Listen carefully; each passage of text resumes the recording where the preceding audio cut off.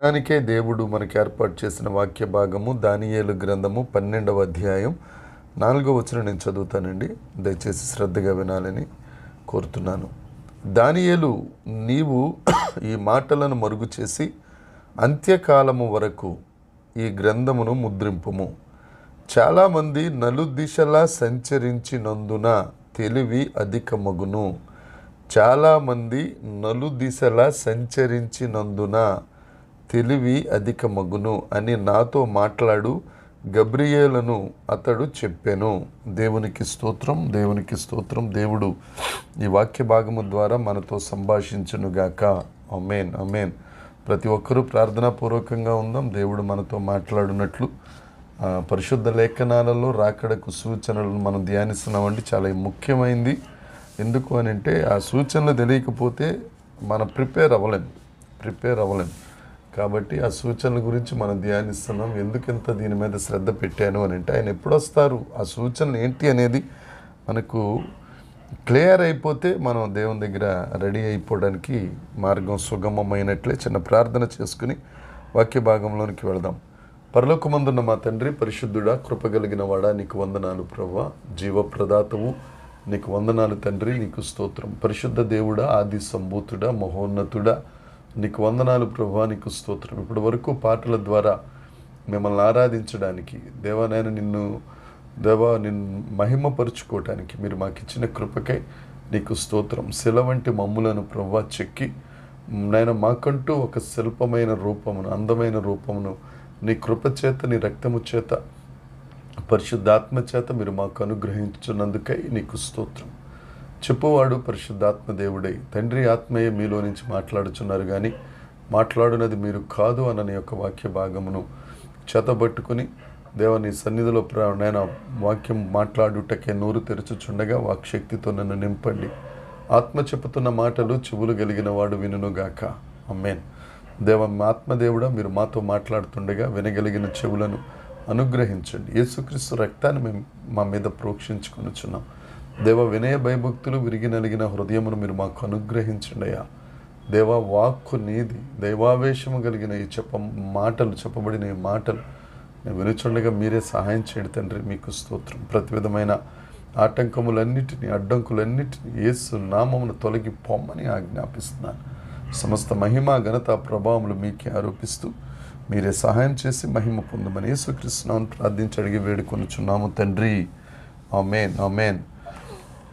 ప్రవచన గ్రంథాలలో, ప్రత్యక్షతల గ్రంథాలలో, రాకడ గురించి తెలియచేయబడిన గ్రంథాలలో దానియేలు గ్రంథము, జకరియా గ్రంథము, ప్రకటన గ్రంథం చాలా ప్రాముఖ్యమైనవండి.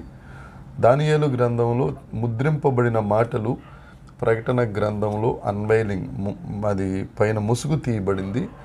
ఈ దానియేలు గ్రంథము 12వ అధ్యాయం 4వ వచనం దానియేలు గారితో ఆ గబ్రియేలు దూత మాట్లాడుతూ, అంత్యకాలంలో జరగబోయే సంగతులను నీవు గ్రంథస్థం చేయి, మరుగు చెయ్యి అని చెబుతూ ఒక 2 విషయాలను, రాకడకు సూచనలుగా 2 విషయాలను ఇక్కడ మనకు తెలియజేశారు.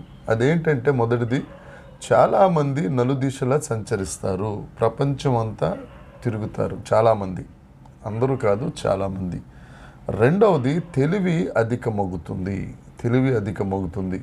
ఈ 2 సూచనలతో పాటు ఇంకొక సూచన కూడా, అంత్యక్రీస్తులు బయలుదేరతారు అని మత్తయి సువార్తలో చెప్పబడిన మాట. మొత్తం ఈ 3 అంశాల గురించి మనం నేర్చుకుందామండి. ఒక్కొక్క అంశం ఒక్కొక్క రోజు ధ్యానించడానికి సరిపడినంత నిగూఢమైన అంశాలు దీంట్లో ఉన్నాయి.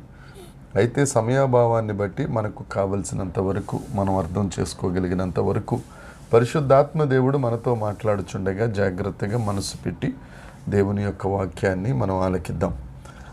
అంత్య దినాలలో జరిగే విశేషాలు, సూచనలు ఏమిటి అని అంటే, అంజూరపు చెట్టు చిగురుస్తుంది, వసంతకాలం వచ్చినట్లు మనం తెలుసుకోవాలి. రెండవది, నెబుకద్నెజరు గారికి ఇచ్చిన ఆ గొప్ప ప్రతిమలో ఒక తల భాగము, రొమ్ము భాగము, ఉదరము, కాళ్ళు, పాదములు, ఇవి ఏ కాలాలకు, ఏ రాజ్యాలకు, ఏ కాల పరిమితికి సాదృశ్యంగా ఉన్నాయి. ఆ పర్వతము నుండి చేతి సాయము లేకుండా వచ్చిన రాయి పాదముల మీద ఎందుకు పడుతుంది, అప్పుడు అది గొప్ప పర్వతంగా ఎలా మారుతుంది, ఆ సమయం ఎప్పుడు అనే విషయాలు మనం కూలంకుషంగా వివరంగా గత క్లాస్ వరకు మనం నేర్చుకున్నాం. అయితే ఇప్పుడు ఈ అంత్య దినాలలో జరగబోయే సూచనలు 3 మనం నేర్చుకోబోతున్నాం. అందులో మొదటిది తెలివి అధికమైపోతుంది. తెలివి చాలామందికి అధికమైపోతుంది. తెలివి అధికం అవడం అంటే ఇప్పుడు తెలివి ఉందండి, పూర్వదినాల్లో తెలివి లేదా అని అంటే అది కాదండి. సైంటిఫిక్ నాలెడ్జ్ అనేది ఆ దినానికి ఈ దినానికి చాలా పెరిగిపోద్ది అనమాట.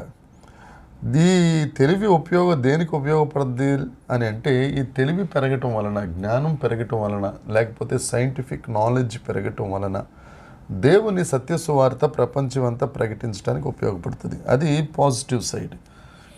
ఈ తెలివి పెరగటం వల్ల జరగవలసిన కొన్ని అనర్థాలు కూడా భయంకరంగా జరుగుతున్నాయి. అది నాణ్యానికి వేరొక పక్క, అది నెగిటివ్ సైడ్. దేవుని సువార్త ఇంతవరకు సువార్త వేరు, ఇప్పుడు చేసే సువార్తలు, దానికి కావలసిన ఉపకరణాలు, లేకపోతే ఆన్లైన్స్, యూట్యూబ్స్, తర్వాత ఫేస్బుక్, ఇన్స్టాగ్రామ్, ఇవన్నీ ఇలాంటివి చాలా ఉపయోగపడుతున్నాయి. ఒక విషయం అండి, తెలివి అనేది, జ్ఞానం అనేది ఒక పదునైన కత్తి లాంటిది. ఆ తెలివిని మనం ఎలా ఉపయోగిస్తే దాని పర్యవసానాలు అలా ఉంటాయి. ఇప్పుడు మన వంటగదిలో, కిచెన్ రూమ్లో పదునైన ఒక కత్తి ఉంటుంది. ఆ కత్తితో ఉల్లగడ్డలు, తర్వాత ఎర్రగడ్డలు, తర్వాత నిమ్మకాయలు ఇవన్నీ కోస్తాం, ఓకే.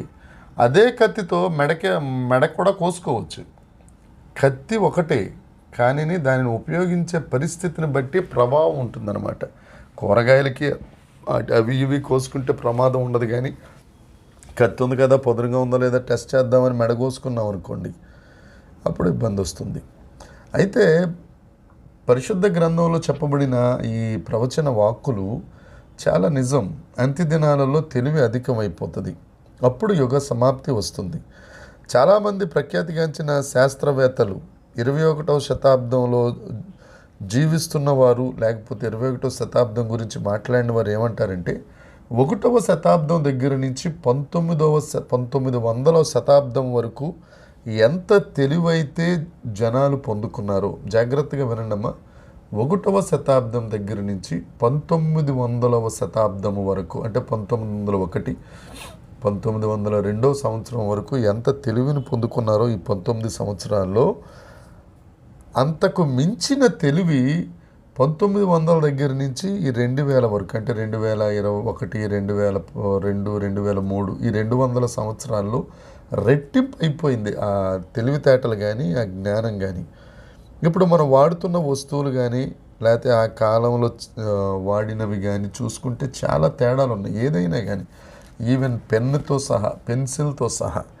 ఏమంటే ఒక విషయం చెప్పాలి అని అంటే, అప్పటి రోజుల్లో టీవీ అనేది లేదు, దూరదర్శన్ అనేది లేదు, రేడియో తెలుసు. ఇప్పుడు పుట్టిన పిల్లలకి రేడియో అని అంటే వాళ్ళకి ఏదో ఫోటో చూపించాలి, గూగుల్లోనో ఎక్కడ తీసి, బాబు ఇది రేడియోరా, ఇంతవరకు దీంట్లో మేము వార్తలు వినేవాళ్ళం, సిలోన్ నుంచి వాక్యం వచ్చేది, ఆర్ఆర్కే మూర్తి గారు, జోషి గారు వీరు చెప్పేవారు అని వాళ్ళకి చెప్పాలి.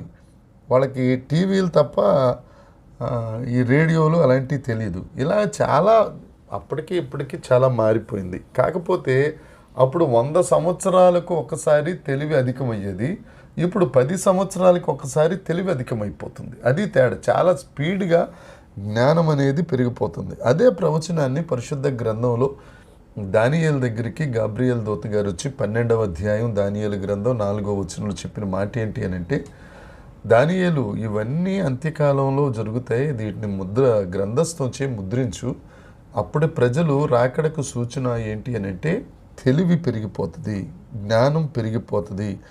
అయితే ఈ జ్ఞానం తెలివి పెరిగిపోతూ ఉంటే సువార్త కూడా అంత స్పీడ్గా ప్రబలుతుంది. అంతేకాదు అంత్యక్రీస్తు కూడా ఈ తెలివిని, ఈ జ్ఞానాన్ని చాలా జాగ్రత్తగా వాడుకుంటాడు.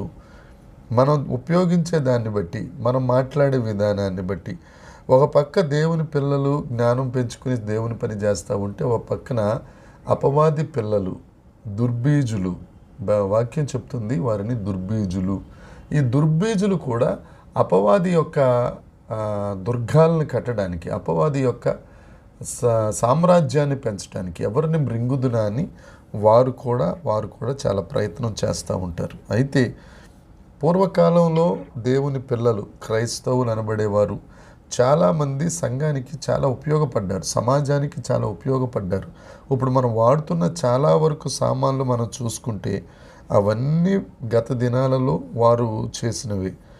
అయితే అంత్య దినాల్లో ఏమవుతుందంటే ఆ జ్ఞానాన్ని సాతాను ప్రజలు కూడా దానిని వాడుకుంటున్నారు. తర్వాత ఇంకొకటి మనం ఇది ఇప్పుడు చూసుకుంటే ఇప్పుడు పుస్తకాలు కానీ లేకపోతే ఇప్పుడు చదువులు కానీ మనం ఒకసారి గమనిస్తే మనం డిగ్రీలో చదివిన చదువులు లేకపోతే డిగ్రీలో చేసిన లెక్కలు ఇప్పుడు 8వ తరగతి 9వ తరగతి 10వ తరగతిలో చేసేస్తున్నారు. మనమంటే 10 బుక్కులు పట్టుకెళ్ళేవాడు. కాలేజీకి నేనైతే ఒక పుస్తకాన్ని ఊపుకుంటూ పట్టుకెళ్ళేవాడిని. ఇప్పుడు అలా కాదు, పెద్ద పెద్ద లగేజీలు మోసుకోవాల్సి వస్తుంది, పెద్ద పెద్ద బ్యాగుల్లో వేసుకుని వాళ్ళు బయలుదేరుతున్నారు. ఇక ఐఐటి ఈ కోర్సుల కోసం 9వ తరగతి నుంచే పునాదులు వేస్తున్నారట, ఫౌండేషన్ వేస్తున్నారు. ఏంటంటే చాలా గట్టిగా ఉండాలి, లేకపోతే పునాది గట్టిపడాలి అని. ఎప్పుడో ఐఐటి ఇంటర్మీడియట్ తర్వాత చదివేదానికి 7వ తరగతి నుంచి 8వ తరగతి నుంచి 9వ తరగతి నుంచి ఫౌండేషన్ వేసేస్తున్నారు. ఇప్పుడు చిన్నపిల్లలకండి పివి నరసింహరావు అనే మన ప్రధానమంత్రి ఒక ఆయన ఉండేవారు. కంప్యూటర్ కోడింగ్ అనేది ఆయన 60వ సంవత్సరంలో నేర్చుకున్నారు. ఆయనకు అవసరం కాబట్టి కంప్యూటర్ తాలూకా కోడింగ్ అనేది 60వ సంవత్సరంలో నేర్చుకున్నారు. ఇప్పుడు చిన్నపిల్లలకే 3వ క్లాస్ 3rd స్టాండర్డ్ దగ్గర నుంచి కంప్యూటర్ కోడింగ్ అనేది నేర్పించేస్తున్నారు. అసలు యాక్చువల్గా కంప్యూటర్ కోడింగ్ అనేది చాలా కష్టం.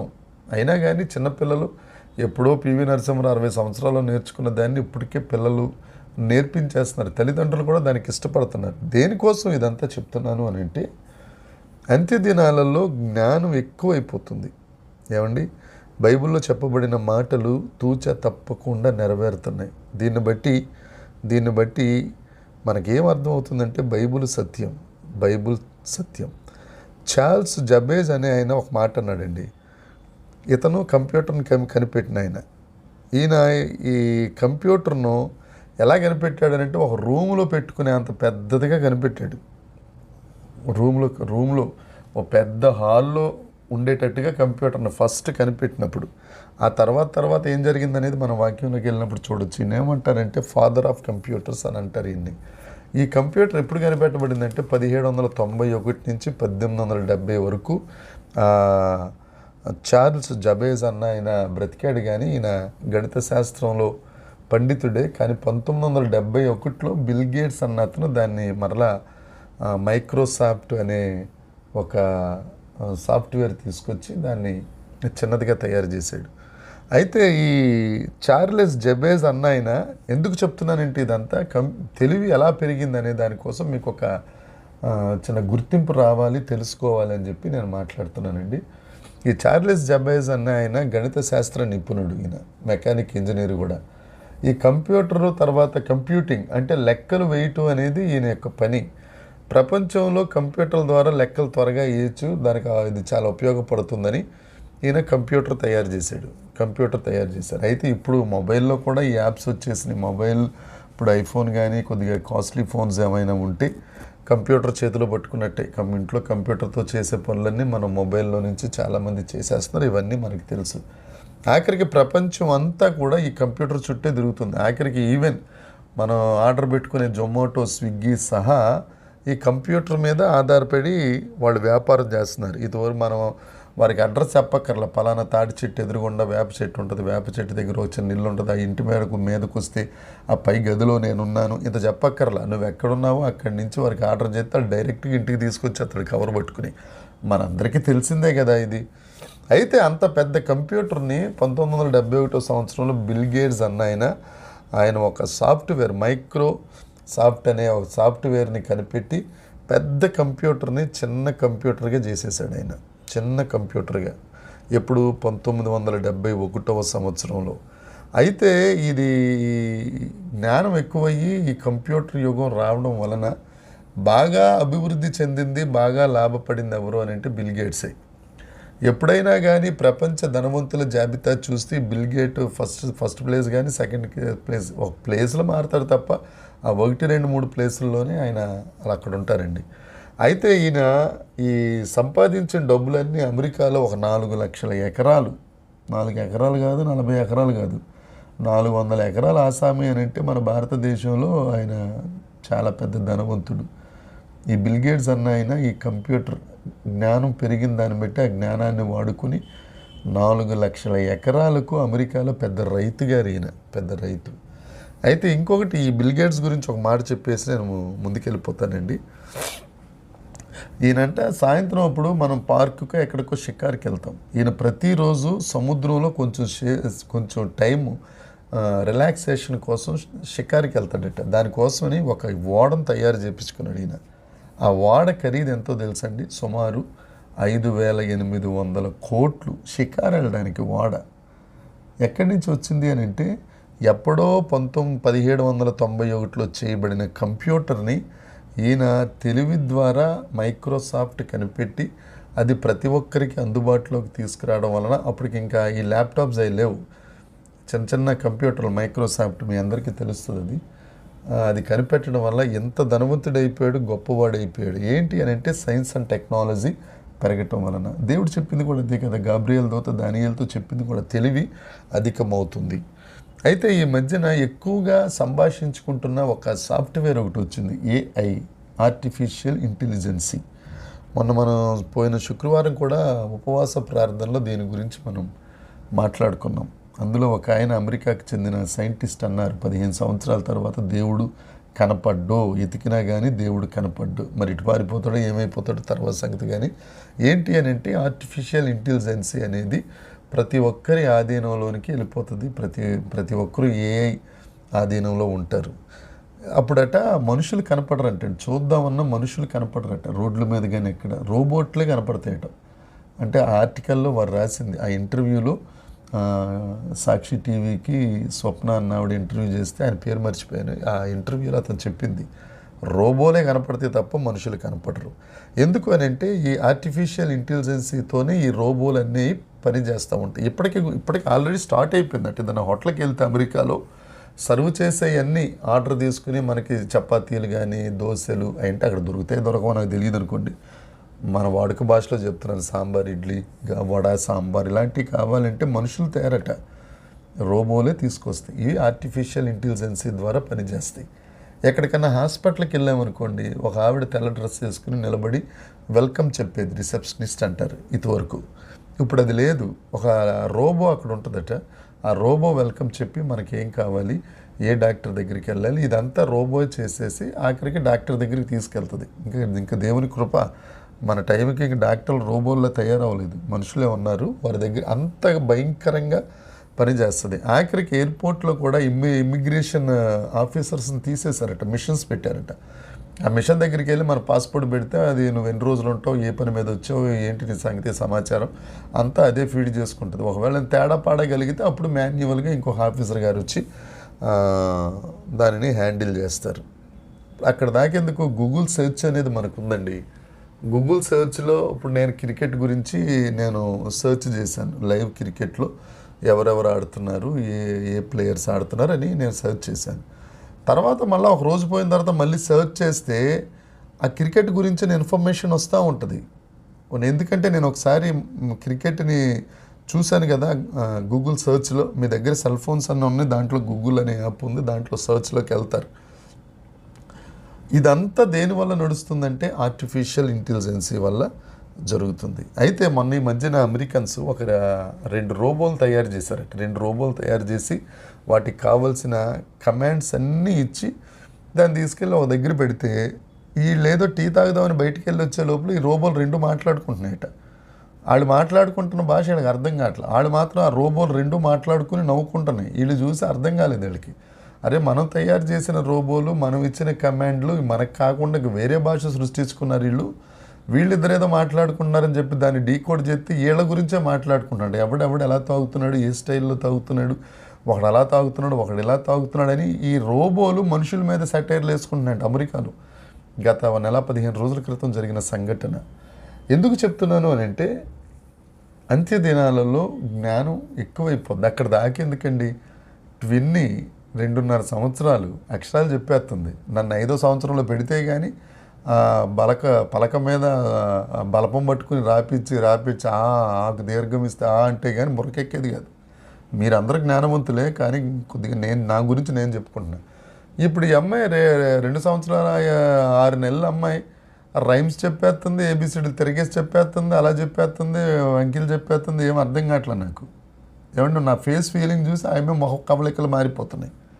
ఎంత డెవలప్ అవుతుందో చూడండి తెలివితేటలు. ఎందుకు చెప్తున్నాను అంటే మనం రాకడకు దగ్గరగా ఉన్నాం, జ్ఞానం అధికమవుతుంది, దేవుడు రాబోతున్నారు, యేసుక్రీస్తు త్వరగా రాబోతున్నారు.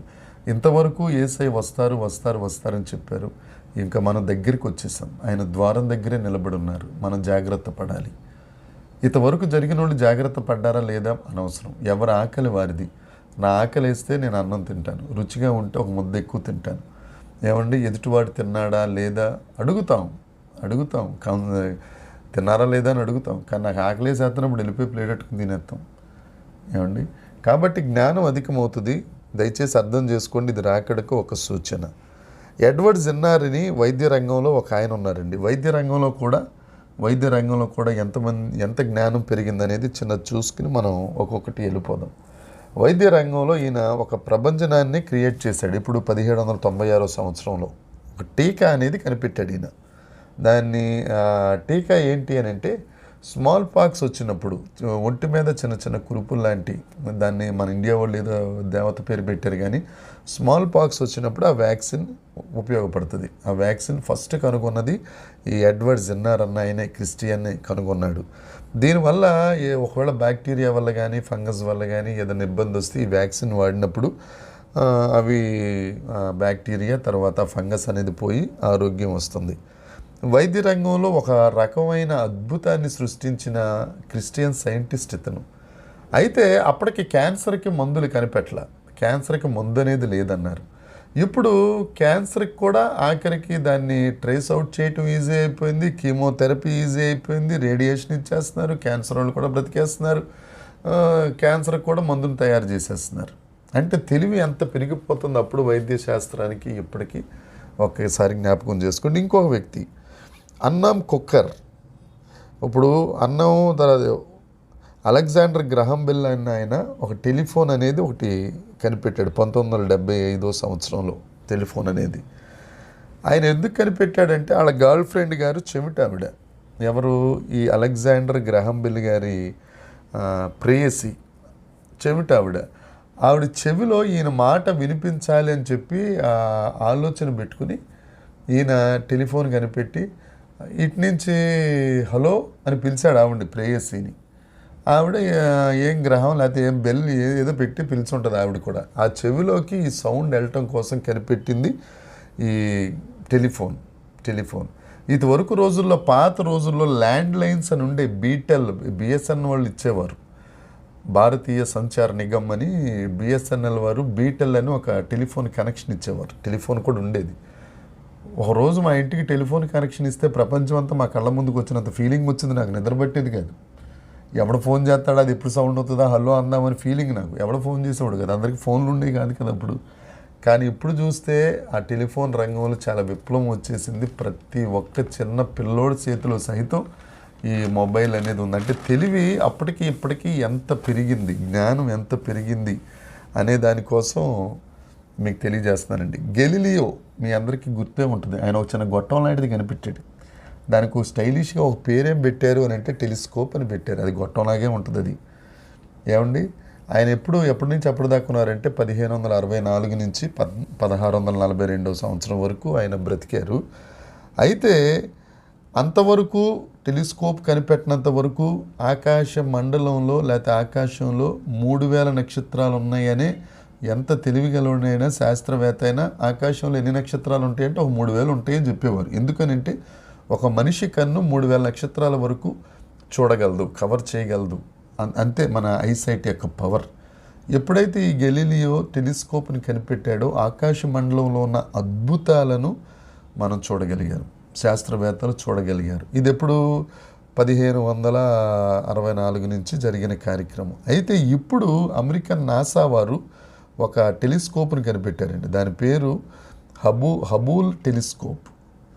అది ఆకాశ మండలంలో చంద్రుడి మీద తర్వాత మిగతా గ్రహాల మీద ఏముందో కూడా కనిపెట్టేయగలదు. 1564 నుంచి చేయబడిన టెలిస్కోపు కొంతవరకే పనిచేసింది.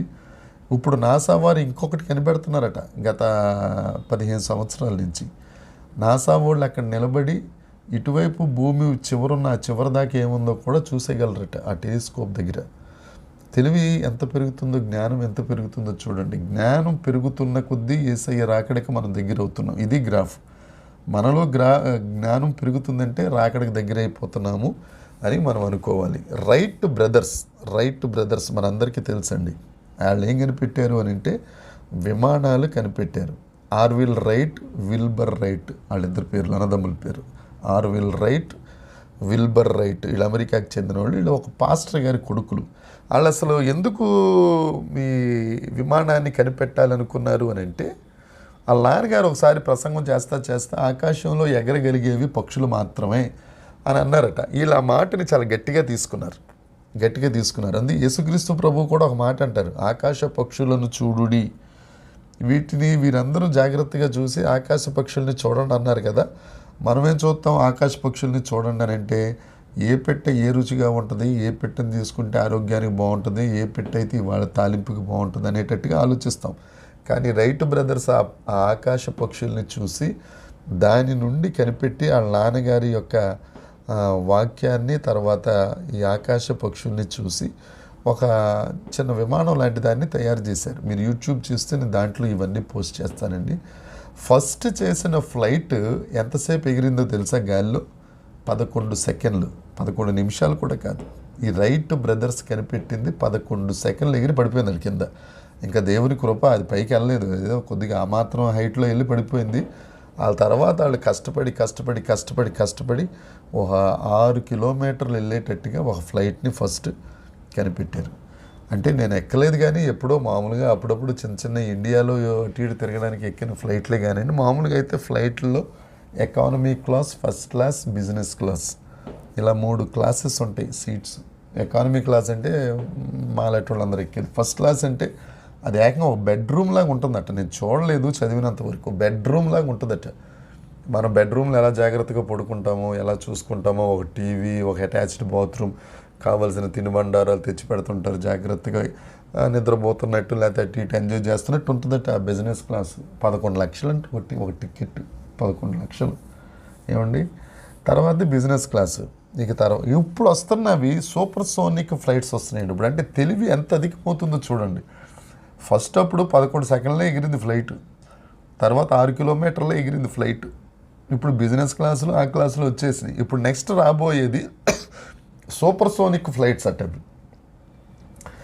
ఎంత ఆ భూభాగం ఆ తూర్పు నుంచి పడమరకి రావడానికి 2 గంటలే పడుతుందట. భూభాగం నుంచి ఆ చివరి నుంచి. ఇప్పుడు అమెరికాలో మనం ఎక్కి, ఇప్పుడు ప్రిన్సీ ఉంది 17 గంటలు ఎంత ప్రయాణం చేసి వస్తుంది పాపం. మొన్న మాత్రం నిన్న అనుకుంటా డైరెక్ట్ ఫ్లైట్ దొరికిందంట 12 గంటలు, అది లేట్ అయి 14 గంటలైంది. ఇప్పుడు యూకేలో సూపర్ సోనిక్ ఫ్లైట్ ఆ అమ్మాయి ఎక్కిందనుకోండి, ప్రిన్సీ ఎక్కిందనుకోండి, 2 గంటల్లో తీసుకొచ్చి ఇక్కడ దింపేస్తారు చెన్నైలో. వీళ్ళు జాగ్రత్తగా ఏ హోటల్లోనూ భోంచేసి, అమ్మ మళ్ళీ రేపు వస్తానులే, లేకపోతే ఎల్లుండి వస్తాను, మళ్ళీ వీకెండ్కి వస్తానని చెప్పి మళ్ళీ ఇక్కడ ఎక్కితే 2 గంటల్లో యూకేలో దింపేస్తారు. అంత ఈజీ అయిపోయింది ప్రయాణం రాబోయే రోజుల్లో. అంటే తెలివి చాలా అధికమవుతుంది. కాబట్టి మనం తెలుసుకోవాల్సింది ఏంటి అని అంటే, యేసుక్రీస్తు ప్రభు వచ్చేసాడు, అప్పుడు వస్తాడు, ఇప్పుడు వస్తాడని కాదు. బైబిల్ ప్రకారం బిబిలికల్గా చెప్పబడిన సూచన, మొదటి సూచన అంజూరపు చెట్టు చిగురుచటం, రెండవ సూచన ఈ రాయి పొసగని రోజులు, మట్టి ఇనుము కలిగిన డెమోక్రసీ డేస్ వచ్చినప్పుడు రావడం, మూడవది తెలివి అధికమగడం. నాలుగవది చూద్దాం. దానియేలు గ్రంథం అదే 12వ అధ్యాయం 4వ వచనంలో ఉంటుంది. చాలామంది ప్రపంచం నలుగు దిశలా సంచరిస్తారు. అక్కడ ఉంది కదా, చాలామంది నలుదిశలా సంచరిస్తారు. ఇదివరకు రోజుల్లో ఇప్పుడు ఏలూరు నుంచి మా అమ్మమ్మ గారి ఊరు దెందులూరు 10 కిలోమీటర్లు, 2 గంటల ప్రయాణం చేసేవాళ్ళం 10 కిలోమీటర్లు. ఏమంటే ఆర్టీసీ బస్సు ఎక్కితే పాపం అది తొయ్యాలో తోసుకోవాలో నెట్టాలో తెలియక ఇష్టపడితే వెళ్ళేది, కష్టపడితే ఆగిపోయేది. అలా ఉండేది ప్రయాణం. ఇప్పుడు అదే 10 కిలోమీటర్లు 10 నిమిషాలు అంటే 10 నిమిషాలు పట్టిందిరా అంటే ఏంటి అంత లేట్గా వచ్చామంటున్నారు. అంత స్పీడ్ అయిపోయింది ఈ సంచరించడం కూడా. చాలామంది నలుదిశలా సంచరిస్తారు అంటే సరిహద్దులు చెరిగిపోతాయి, సరిహద్దులు చెదరిపోతాయి. ఏమండి, దానియేలు గారి ప్రవచనం అంటే నా ఊహా చిత్రం. దానియేలు గారు ఈ ప్రవచనం చెప్పినప్పుడు అక్కడ ఉన్న ప్రజలందరూ నమ్ముకుని ఉంటారు, ఈ సముద్రాలు దాటి అందరూ ఎలా సంచరిస్తారు, దానియేలు పాప మీద జ్ఞానం ఎక్కువైపోయింది అనుకుని ఇలా అవుతున్నాడు అని చాలామంది రకరకాలుగా నవ్వుకుని ఉంటారు. అయితే ఇప్పుడు మాత్రం ఆ ప్రవచన నెరవేర్పు మనం చూడగలుగుతున్నాం. ఈ ప్రాంతం నుంచి ఆ ప్రాంతానికి, ఆ ప్రాంతం నుంచి ఈ ప్రాంతానికి చాలామంది ప్రయాణం చేస్తున్నారు. ఇంతవరకు మిషనరీలు ఒక ఇంగ్లాండ్ నుంచి ఇండియాకి రావాలి అని అంటే 9 నెలలు పట్టేది. ఓడ మీద ఎక్కితే 9 నెలలు. వాళ్ళు ఎక్కిన రోజు మొదలెడితే దిగే రోజుకి వాళ్ళకి మన ఇండియా హిందీ కానీ, తెలుగు కానీ, లేకపోతే ఇంకో భాష, ఒరియా భాష నేర్చుకుని ఇక్కడ దిగేవాళ్ళు. ఇంగ్లాండ్లో ఎక్కినప్పుడు నేర్చుకోవటం మొదలెడితే 9 నెలలకి వాళ్ళకి ఇక్కడికి వచ్చేసరికి భాష వచ్చేది. ఒకవేళ ఇప్పుడు నేనే మిషనరీని ఇంగ్లాండ్ నుంచి ఇండియాకి వచ్చాను, ఒకవేళ మళ్ళీ మా ఇంటికి ఇంగ్లాండ్ వెళ్ళాలని నేను అనుకున్నాను అనుకోండి, మళ్ళీ 9 నెలలు ప్రయాణం చేయాలి. 9 నెలలు ఆ ప్రయాణానికి మానన్నా ఇక్కడ ఉండిపోతాం అనమాట. ఈ రోజుల్లో ఏంటి, భర్త ఏమన్నా అనగానే భార్య కోపం వచ్చింది అనుకో, వాటి నుంచి అమ్మగారు వచ్చేయి అనగానే ఇవిడికి ఎక్కేద్దంతే. అదేదో ఉంటుంది, ఏదో గుర్తు రావట్లేదండి. ఫోన్లో బుక్ చేయగానే కారు వచ్చేది ఇంటి దగ్గరికి. జొమాటో, స్విగ్గీ కాదు మరి, అదేదో అంటారు. ఆ కారు మీద ఎక్కేస్తుంది, వెళ్ళిపోద్ది అంతే. అలా ఆయనకి ఏ కారు మీద వెళ్ళిందో కూడా అర్థం కాదు. ఇదివరకు రోజులు ప్రయాణం వేరు, ఇప్పుడు ప్రయాణం వేరు. ఏమండి, ఒక 2 గంటలు కనుక ట్రైన్ లేట్ అయిందని అంటే మనకు వచ్చినంత సిరాకు ఏ మనిషికి కూడా రాదు. 10 గంటలకు వస్తాన ట్రైన్ 12 గంటలకు వచ్చింది అనుకో, చిందులు దొక్కేస్తాం ప్లాట్ఫామ్ మీద. స్టేషన్ మాస్టర్ని కనిపెట్టిన సైతం తిట్టేస్తాం. అలాంటిది ప్రయాణ సౌకర్యాలు చాలా ఈజీ అయిపోయినాయి. ప్రతి ఒక్కరు ఈ చివరి నుంచి ఆ చివరికి వెళ్ళి రావడానికి చాలా ఈజీగా వెళ్ళొచ్చేస్తున్నారు. దేవునికి స్తోత్రం. అయితే ఈ క్రిస్టోఫర్ కొలంబస్ అని ఎంతమందికి గుర్తున్నారో, చాలా చాలా మంచి సైంటిస్ట్. ఆయన ఇటలీకి చెందినవాడు. ఆయన అమెరికాను కనిపెట్టాడు. అమెరికా అప్పటిదాకా అమెరికా తెలీదు, అమెరికాని కనిపెట్టాడు. ఆ 4 ప్రయాణాలు చేసి ఫెయిల్ అయిపోతుంటే ఇక 4వసారి వెళ్ళి కనిపెట్టాడు. అమెరికా పెద్ద గొప్ప దేశం అయిపోయింది. ఏమండి, ఇప్పుడు ఆయన వెళ్ళాలి అని అంటే, ప్రయాణం చేసి వెళ్ళాలి అంటే సముద్రంలో పడి వెళ్ళాలి. ఇప్పుడు చక్కమని ఫ్లైట్ ఎక్కుతారు, అక్కడ దిగిపోతారు. వాస్కోడి గామా, వీళ్ళందరూ మనం చదువుకున్న వాళ్ళు సోషల్ స్టడీస్లో, మరి ఇప్పుడు ఉన్నాయో తెలీదు. 1460 సంవత్సరం నుంచి 1524 సంవత్సరం వరకు ఆయన బ్రతికాడు యూరోప్లో ఉన్న పోర్చుగీస్కు. ఈయన మన భారతదేశానికి చాలా మేలు చేసిన వ్యక్తి అండి ఈయన, వాస్కోడి గామా. ఈయన మీద ఒక చిన్న సెటైర్ కూడా ఉంటుంది, ఇప్పుడు వద్దులేండి, దాని గురించి మనకు వద్దు. భారతదేశానికి సముద్ర మార్గాన్ని అన్వేషించిన వాడు, కనిపెట్టినవాడు ఈయనే.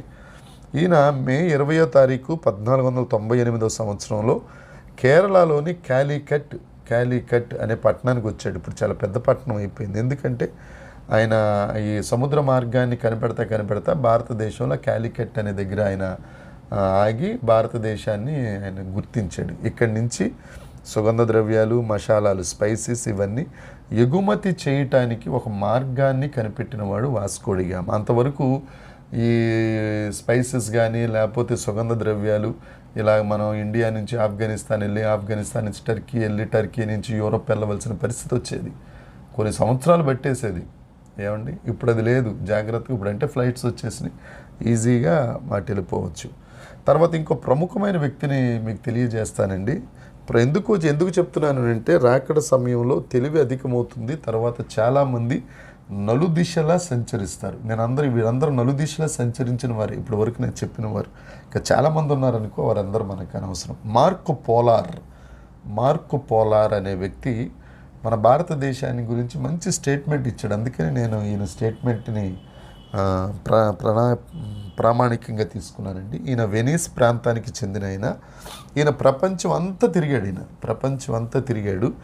ఈయన 1254 సంవత్సరం నుంచి 1324 సంవత్సరం వరకు జీవించారు. ఈయన భారతదేశానికి వచ్చాడు. ఈయన ఇండియాలో అడుగుపెట్టిన తర్వాత భయంకరమైన సూపర్ స్టేట్మెంట్ ఒకటి ఇచ్చాడండి. ఎప్పుడంటే బ్రిటిష్ వాళ్ళు రాకముందు వచ్చాడు ఈయన. చాలామంది ఏమంటారంటే, బ్రిటిష్ వాళ్ళు వచ్చి భారతదేశాన్ని పాడు చేసేసారు, క్రిస్టియానిటీ తీసుకొచ్చారు అని అంటారు. అయితే ఈయన ఇచ్చిన స్టేట్మెంట్ ఒకసారి జాగ్రత్తగానండి. ఆయన ఇచ్చిన స్టేట్మెంట్, నేను ఇండియాలో అడుగు పెట్టేసరికి 6 రాజులు ఇండియాని పరిపాలిస్తున్నారు. అంటే ఈ మార్కో పోలార్ అన్నాయన ఇండియాలో అడుగు పెట్టేసరికి భారతదేశాన్ని 6 రాజులు పరిపాలిస్తున్నారట. అందులో 3 క్రైస్తవ రాజులు, 3 అన్య రాజులు. ఈయన 1254 నుంచి 1324 పోనీ 1300 సంవత్సరంలో ఇండియాలో అడుగు పెట్టాడు అనుకుంటే అప్పటికే 3 క్రైస్తవ రాజులు భారతదేశాన్ని పరిపాలిస్తున్నారట. ఎలా వచ్చింది క్రైస్తవత్వం అంటే మొదటి శతాబ్దంలో తోమా గారి ద్వారా వచ్చింది. ఏమంటే తోమా గారు సువార్త ప్రకటించారు. తోమా గారు తర్వాతే కదా ఈ బ్రిటిష్ వాళ్ళు వచ్చింది. వీళ్ళు బ్రిటిష్ వాళ్ళు వచ్చారు, క్రైస్తవ మతాన్ని తెచ్చారు, బ్రిటిష్ వాళ్ళు తెచ్చారు, మనుషులు పాడు చేశారు, మత మార్పిడి చేశారు, మతంలో దింపేశారు. వీళ్ళకి చరిత్ర తెలియక, తోకేదో తలేదో తెలియక చిన్న మెదడు చితికిపోయి మాట్లాడిన మాటలు. అప్పుడు మనం చెప్పాలి, రే అబ్బాయి అప్పటికే క్రైస్తవ దేశం అనేది, క్రైస్తవ సామ్రాజ్యం భారతదేశంలో ఉంది, రాజులు కూడా పరిపాలించారు అబ్బాయి. మనం సువార్తకి వెళ్తున్నాం కాబట్టి ఈ విషయాలు చాలా ఉపయోగపడతాయి మనందరికీ. దేవుడు కృప మనల్ని అంత ఎదిరించేంత లేదు, దేవుని కృప మనల్ని ఎదిరించేంత ఏం ఉండదు. కానీ ఒకవేళ వస్తే మాట్లాడడానికి ఇవన్నీ మనకు చాలా ఉపయోగపడతాయి. ఏమండి? కాబట్టి ఈ మార్క్ పోలార్ అన్న ఆయన అడుగుపెట్టినప్పుడు 6 రాజులు ఉన్నారు, అందులో 3 క్రైస్తవ రాజులే. కాబట్టి ఇండియా కూడా క్రైస్తవ దేశమే అని. అయితే తోమా గారు అడుగుపెట్టి తోమా గారు చెన్నైలో మరణించినప్పుడు, ఎప్పుడు మరణించారండి? ఎవరికన్నా ఏమైనా ఐడియా ఉందా? ఉండదు. మన క్రైస్తవుల గురించే మనం తెలుసుకోం, అదే మన ఇది. జూలై 3వ తారీఖునండి ఆయన మరణించింది, జూలై 3. అందుకనే ఆ రోజున ఇండియన్ క్రిస్టియన్ డే అని అంటారు, ఇండియన్ క్రిస్టియన్ డే జూలై 3. మనం వ్యాలంటైన్స్ డే, అమ్మల రోజు, తండ్రుల రోజు, పిచ్చి పిచ్చి రోజులన్నీ చేసుకుంటాం. మనం చేసుకోవాల్సింది జూలై 3 ఇండియన్ క్రిస్టియన్ డే. ఇక నుంచి మనం అది మొదలు పెడదాం. ఈసారి ఈ సంవత్సరం చేద్దాం అనుకుంటే ఆ రోజు సండే రాలేదు, కాకపోతే ఆ తర్వాత సండేలో దాని గురించి ప్రస్తావించాను. కానీ మరి మీకు ఎంతమందికి గుర్తుందో నాకు తెలీదు. ఓకే, ప్రపంచం నలుదిశలా సంచరిస్తారు, అప్పుడు అంత్య దినాలు వస్తాయి. ఇప్పుడు మన కాలంలో, మన డేస్లో బెన్నీ ప్రసాద్ అని ఒక సువార్థికుడు ఉన్నాడు, బెంగళూరు అయింది. ఎంతమందికి తెలుసు మరి? చదువుకున్న వాళ్ళు చాలామంది ఉన్నారు. ఒకవేళ మీకు అవకాశం ఉంటే గూగుల్లో కొట్టండి బెన్నీ ప్రసాద్. యూట్యూబ్లో కూడా మంచి మంచి సువార్త, మంచి మంచి పాటలు అయినవి ఉంటాయి. ఆయన 5 సంవత్సరాల 11 నెలల్లో, జాగ్రత్తగా వినండి, బెన్నీ ప్రసాద్ ఇప్పుడు ఉన్నారు ఆయన. ఈరోజు ఆయన ఇక్కడ రాజమండ్రిలో ఉన్నాడు. ఇవాళ రాజమండ్రి కన్వెన్షన్స్లో ఆయన ప్రసంగం ఉంది ఇవాళ బెన్నీ ప్రసాద్ది. 5 సంవత్సరాల 11 నెలల్లో ప్రపంచంలో ఉన్న 253 దేశాలు తిరిగేశాడండి ఈయన, ఈ బెన్నీ ప్రసాద్ అన్న ఆయన. ఈయన ఎందుకు పనికిరాడు, వెర్రోడు అని చెప్పేసి వదిలేశారంట తల్లిదండ్రులు ఈయన్ని. దేవుడి దగ్గర ప్రార్థన చేస్తే ఈయన ఒక గిటార్ తయారు చేయడానికి దేవుడు ఈయన మనోనేత్రాలు తెరిచి ఆ నైపుణ్యత ఇచ్చాడు. అందుకనే మన ఆలయంలో కూడా ఒక మాట ఉంటుంది, సామర్థ్యము కలుగ చేయువాడు యేసే. దేవుడు మనకి సామర్థ్యం ఇస్తాడు ఆయన వైపు చూస్తే. ఈ బెన్నీ ప్రసాద్ గారికి దేవుడు సామర్థ్యం ఇచ్చి ఒక వెరైటీ గిటార్. ఏంటి ఆ వెరైటీ అంటే, గిటార్ ప్లే చేస్తే డ్రమ్స్ కూడా గిటార్లోనే ఉంటాయి. ఇప్పుడు వరకు ఎవరు కనిపెట్టలే ప్రపంచంలో, బెన్నీ ప్రసాద్ గారే. ఆయన జుట్లు గిట్లు పెంచుకుని వెరైటీగా ఉంటాడు, కానీ చాలా చాలా మంచోడు, చాలా మంచి సువార్థికుడు కూడా. ఏమండి? ఆయన ఒకే పాస్పోర్ట్ మీద 5 సంవత్సరాల 11 నెలల్లో 253 దేశాలు ప్రపంచంలో తిరిగేసి ఏసే దేవుడు అని సత్య సువార్త ప్రకటించి వచ్చేసాడండి. ఇంకొక మాట మాట్లాడ్డా ఆయన. చైనా ఆవిడ చేసుకున్నాడు అనుకోండి ఆయన. అది బెన్నీ ప్రసాద్ గారిది. ఎందుకు చెప్తున్నానంటే, రాకడ దినాల్లో ప్రపంచం నలుమూలలా తిరిగే వాళ్ళు వస్తారు, తెలివి అధికమవుతుంది. 3వది మత్తయి సువార్త 24వ అధ్యాయం, మత్తయి సువార్త 24వ అధ్యాయం 24వ వచనం. మత్తయి గారు రాసిన సువార్త 24వ అధ్యాయం. దేవునికి స్తోత్రం. ఇంతగా దేవుని వాక్యాన్ని నేర్చుకోవడానికి కృపను అనుగ్రహించిన దేవునికి స్తోత్రం కలుగునుగాక. ప్రత్యేకంగా మనకిచ్చిన భాగ్యాన్ని బట్టి దేవునికి మహిమ కలుగునుగాక. 24వ వచనం చదువుతున్నానండి. అబద్ధపు క్రీస్తులను, అబద్ధపు ప్రవక్తలను వచ్చి సాధ్యమైతే ఏర్పరచబడిన వారిని సహితము మోసపురుచుటకై గొప్ప సూచక క్రియలను, మహత్కార్యములను కనుపరచెదరు. అబద్ధ ప్రవక్తలు రావడమే వెరీ వెరీ వెరీ డేంజరస్. అలాంటిది అబద్ధపు క్రీస్తులు వస్తారట. సాధ్యమైతే ఏర్పరచబడిన వారిని అంటే క్రైస్తవత్వంలో, ఆత్మీయతలో మంచి పునాది కలిగిన వారిని సహితం మోసపరుచుటకు గొప్ప సూచక క్రియలను మహత్కార్యములను కనుపరచెదరు. అది ముఖ్యం. కనుపరచెదరు అన్న మాట ముఖ్యం. అక్కడ చేస్తారు అని చెప్పలేదండి. చేస్తారు అని అంటే యేసుక్రీస్తు ప్రభు చేశారు. ఆయన మహత్కార్యములు చేస్తారు, గొప్ప కార్యములు చేస్తారు, సూచక క్రియలు చేస్తారు. కనుపరచడం అంటే కనికట్టు చేస్తారు. ఇంద్రజాలం మహేంద్రజాలం అని అంటారు కదా, అది కనుపరచడం అంటే ఒక మ్యాజిక్ అనమాట. ఇప్పుడు అంత్యక్రీస్తు అబద్ధ ప్రవక్తలు ఏర్పరచబడిన వారిని సహితం మోసపురచడానికి మ్యాజిక్ చేస్తారు. వాళ్ళు మ్యాజిక్ చేస్తారు. మీరు మ్యాజిక్ చేసేవాళ్ళని ఎప్పుడన్నా చూసారో లేదో తెలియదు. ఇంద్రజాలం చేసేవాళ్ళు వాళ్ళు కోట్ వేసుకుంటారు, నల్ల కోటు, మళ్ళీ వేరే కోటు కూడా వేయరు, నల్ల కోటు ఒకటి వేసుకుంటారు. కోట్ వేసుకుని వాళ్ళకి కావాల్సిన మ్యాజిక్లన్నీ చేస్తారు. ఇక్కడ ఉన్న వాళ్ళందరూ చప్పట్లు కొడతారు. ఏదైనా సర్కస్ వచ్చినప్పుడు వీళ్ళందరూ పెద్ద పెద్ద మ్యాజిక్ షోస్ అన్నీ ఉంచుతారు. మనం వెళ్తే మన తెరలో నుంచి, మన ముక్కులో నుంచి, మన చెవుల్లో నుంచి డబ్బులు కూడా తీసేస్తారు వీళ్ళు. ఏమంటే అది మ్యాజిక్ అంటారు, కనుపరిచేవాళ్ళు. ఇలాంటి వాళ్ళు వస్తారు. ఈ అబద్ధ క్రీస్తులు అనేవాళ్ళు కూడా వస్తారు. అబద్ధ ప్రవక్తలే డేంజరస్, మరొకసారి చెప్తున్నాను. అలాంటిది క్రీస్తులే వచ్చేస్తారట. దేవుడు చెప్పిన మాట, యేసుప్రభు చెప్పిన మాట, యేసుక్రీస్తును నేనే అని చెప్పేవాళ్ళు వచ్చి మోసం చేసే రోజు, మ్యాజిక్ చేసే రోజు రాబోతుంది. ఇది చాలా ముఖ్యమైన మాట. అంత్యక్రీస్తులు. ఒక భక్తుడు లెక్కలేసి ఎంత కష్టపడ్డాడు పాపం ఆయన.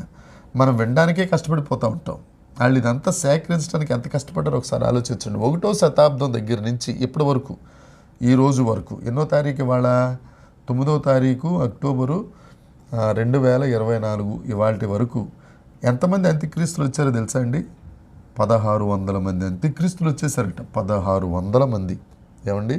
నేనే దేవుణ్ణి, నేనే యేసుక్రీస్తుని అని చెప్పుకునేవాళ్ళు. అలా చెప్పుకునేవాళ్ళు భగవాన్లు అని చెప్పుకునేవాళ్ళు చాలామంది ఉన్నారు. భగవాన్లు వాళ్ళ గురించి మన ఇండియాలో చాలా వింటాం. వాళ్ళ ఆస్ట్రేలియా దగ్గర ద్వీపాలు అవి కట్టుకుని రకరకాల పాపకలాపపు పనులు చేసి జైలుకి వెళ్ళిపోయి ఉన్నా సరే, వీళ్ళు వెళ్ళిపోయి, మనోళ్ళు వెళ్ళిపోయి దండాలు ఇట్టేసి రకరకాలుగా చండాలం, వాళ్ళు భగవానులు, దేవుళ్ళు అని అంటారు. ఇలా చెప్పుకునేవాళ్ళు క్రైస్తవత్వంలో కూడా అంత్యక్రీస్తులు చాలామంది ఉన్నారు. ఈ 1600 మందిని గురించి నేను ఇప్పుడు చెప్పను.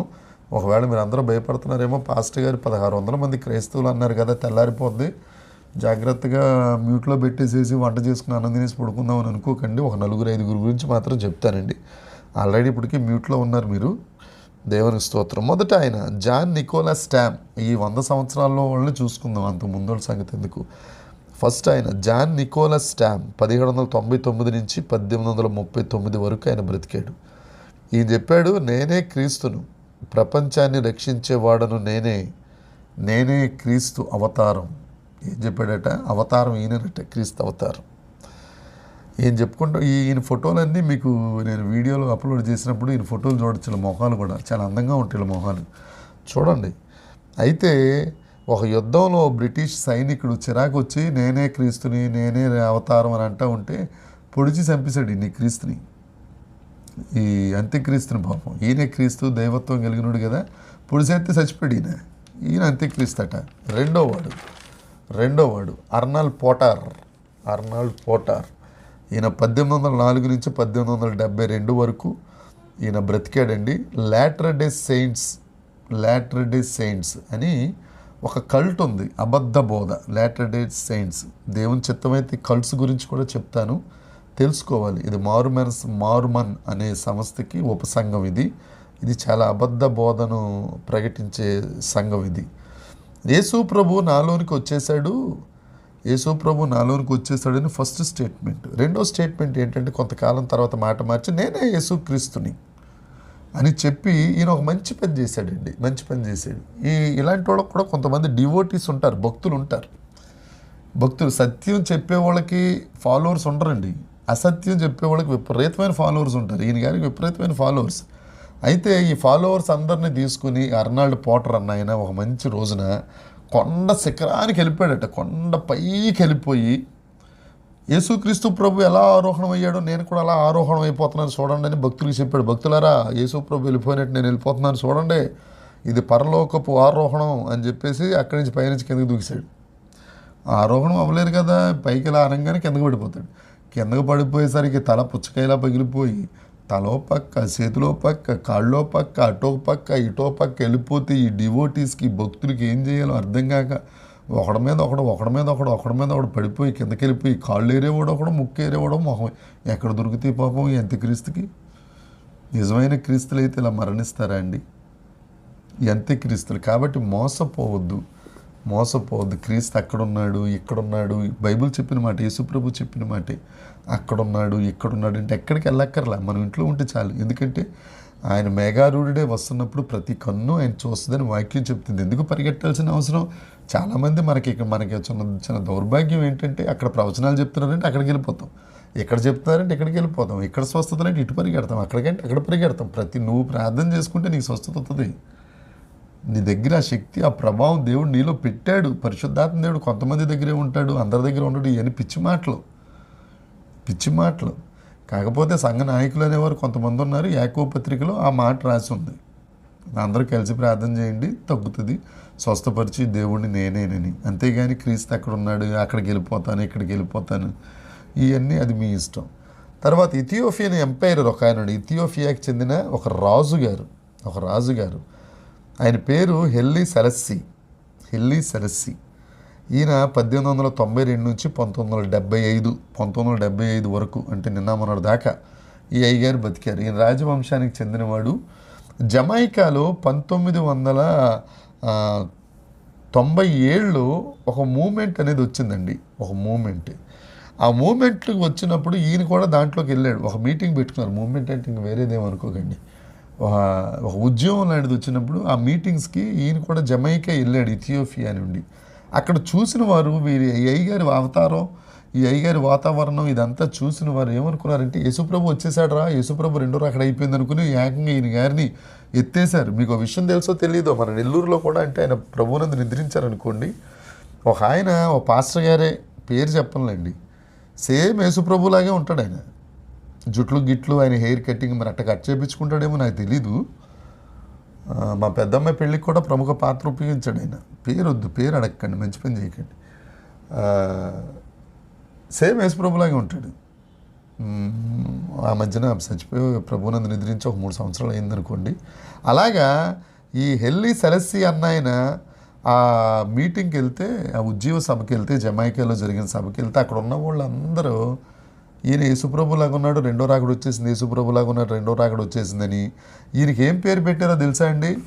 ప్రకటన గ్రంథం 5వ అధ్యాయం 5వ వచనం ఒకసారి తీద్దాం. ఈయన గారికి పేర్లు పెట్టేశారు వాళ్ళందరూ కలిసి. మరి వాళ్ళని ఏమనుకోవాలో, వాళ్ళ మైండ్ మెదడులో ఉందో మోకాళ్ళలోకి వచ్చిందో నాకు అర్థం కాలేదండి. ప్రకటన గ్రంథం 5వ అధ్యాయము 5వ వచనం. దేవునికి స్తోత్రం, హల్లెలూయా. ఆ పెద్దలలో ఒకడు, ఏడవకుము, ఇదిగో దావీదునకు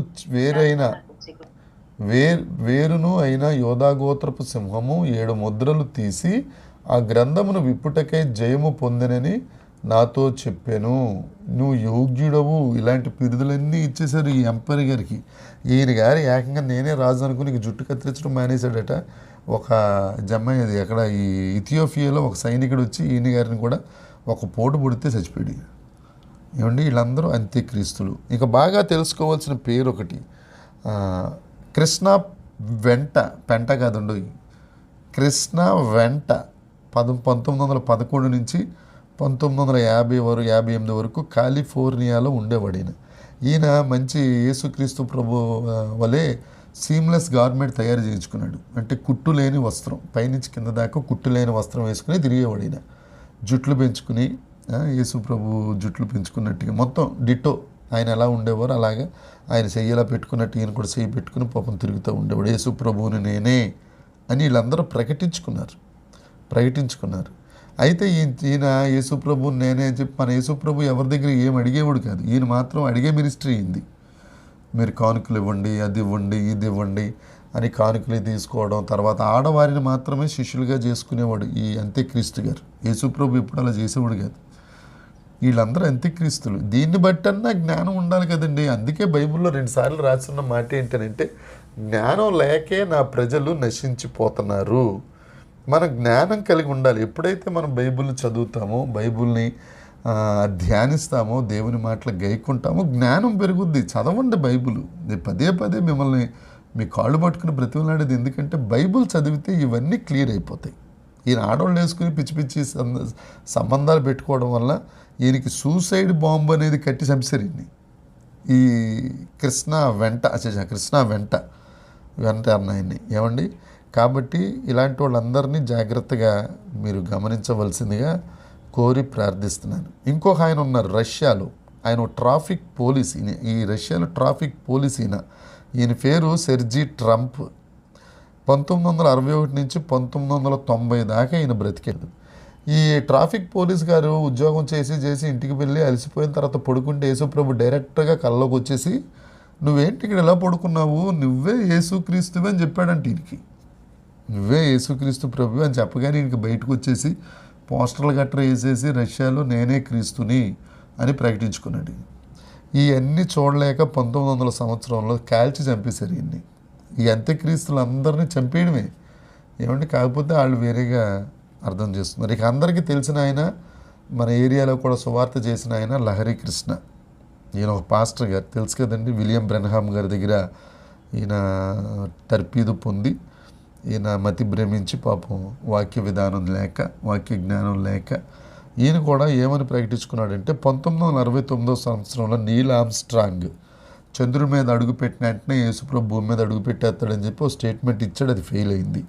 1977లో యేసుప్రభు వస్తా అన్నారు, అది ఫెయిల్ అయింది. ఇక ఏం చేయాలో అర్థం కాక 1980లో జనాలందరినీ ఒక కొండ మీదకి తీసుకెళ్ళి నేనే క్రీస్తును, వన్ గాడ్ వన్ మూమెంట్ అనే ఒక స్టేట్మెంట్ ఇచ్చాడు ఈయన. ఆ తర్వాత ఇక ఆయన ప్రభువునందు నిద్రించారు. వీళ్ళందరూ ఆఖరి అంత్యక్రీస్తులు. ఈ మధ్య కాలంలో ఆస్ట్రేలియాలో ఒక ఇద్దరు ఆడ మగ రెడీ అయ్యారు. ఇప్పుడు ఉన్నారు, వాళ్ళు మీటింగ్లు పెడుతున్నారు. వాళ్ళ మీటింగుల పేరు ఏంటంటే డివైన్ ట్రూత్ మూమెంట్. ఈరోజు కూడా వాళ్ళది ఒక ప్రేయర్ మీటింగ్ ఉంది ఆస్ట్రేలియాలో. అలెన్ జాన్ మిల్లర్ తర్వాత భార్య అని చెప్పుకోడు కానీ నా కో పార్ట్నర్ అని చెప్తాడు ఒక ఆవిడ, మేరీ సూజన్ అనే ఆవిడ. మేరీ సూజన్ నా పార్ట్నర్ అని చెప్తాడు. ఎందుకు చెప్తారంటే అలాగా, ఈయనేమో యేసుప్రభు అట, ఆవిడేమో మగ్దలేని మరియట. చూడండి ఎంత విడ్డూరమో. మగ్దలేని మరియగా నేను పైనుంచి దిగి వచ్చాను. మగ్దలేని మరియ గారు రెండో రాకడ, మరి బైబిల్లో ఎక్కడ రాసిందో తెలియదు. ఆ ఆస్ట్రేలియా వాళ్ళు ఎందుకు మీటింగ్లు పెడితే వెళ్తున్నారో అర్థం కాదు. ఈ గారు అలెన్ జాన్ మిల్లర్ గారేమో నేనే యేసుక్రీస్తుని, నా రెండో రాకడిది, నాతో పాటు నా పార్ట్నర్ మగ్దలేని మరియను కూడా తెచ్చుకున్నాను. చాలామంది విమర్శకులు చాలా భయంకరంగా క్రైస్తవత్వాన్ని విమర్శించడానికి కారణం అండి వీళ్ళందరూ. పొలోమని వెళ్ళిపోతున్నారు, లక్షలు ఇచ్చేస్తున్నారు. వీళ్ళు ఉన్నంత ధనవంతులు ఆస్ట్రేలియాలో ఇంకెవరు లేరట. ఈ మగ్దలేని మరియాను, ఈ యేసుప్రభు గారు. చండాలం. యేసుప్రభు అని పేరు కూడా పెట్టుకోండి, దేవుడిని క్షమించాలి. కాబట్టి జ్ఞాపకం చేసుకోండి, దేవుడు వచ్చే రాకడ అది చాలా అద్భుతమైందండి. రెండో రాకడ. ఆయనకు సాటి అయిన వాళ్ళు వీళ్ళెవ్వరూ కాదండి. వీళ్ళందరూ స్క్రాప్ అండి. వీళ్ళందరూ ఆయన అద్భుతాలు చేసే దేవుడు, ఆయన సార్వభౌమాధికారం కలిగిన దేవుడు, ఆయన సైన్యములకు అధిపతి అయిన దేవుడు.